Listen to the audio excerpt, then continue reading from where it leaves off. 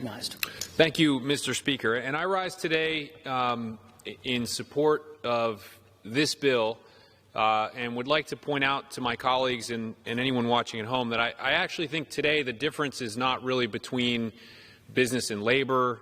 It's not between regulation and non-regulation. It's really not even between Democrats and Republicans. I think what separates supporters of today's bill from its detractors are those who are thinking in the long term versus those who are thinking in the short term.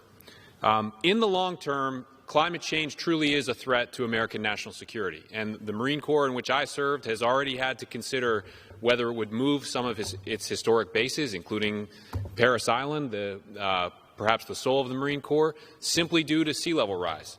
The number of $1 billion catastrophic events in our country last year was 22. The average is 7 over the last 40-year period. This is getting more expensive and more dangerous every year. And in the long term, businesses that have to compete for capital and compete for market share in markets all around the world understand this, that this is our world now, that decarbonization is an absolute requirement to compete successfully, both as the United States and both as an individual business in the world that we're going into. The businesses that are thinking long term have already taken steps to do this, and the businesses that are thinking short term are pointing to the cost and the drawbacks and the requirement, all of which are real. None of us stand here today to casually make anything different or more difficult on an American company that's trying to preserve jobs and succeed in this economy, but there are some things we just have to do. And so, to use the words of an executive at Southwestern Energy Company, what some in the industry do not get is that we are transitioning to a low-carbon economy. We do need to show the climate benefit of our product. Or you could take the word of the American chairwoman and president of BP. We have to reduce methane emissions for natural gas to realize its full potential.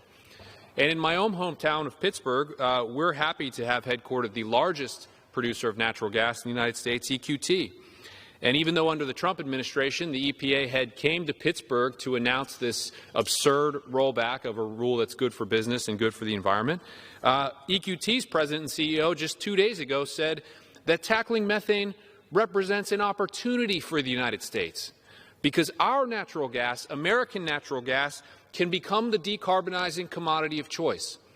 And so I've heard some of my friends on the other side point out that, yes, the United States has done quite a lot already to reduce emissions and is doing more. And not all of our competitors, like Russia and China, are doing the same.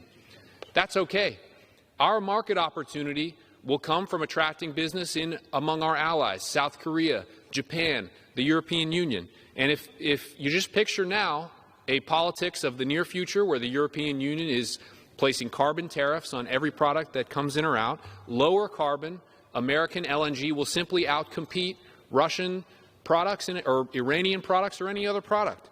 That's the world that we live in now, and that's what it will mean for us to compete. Today's bill is about one thing and one thing only, the national interest of the United States. I urge all of my colleagues to support it. Thank you, Mr. Speaker.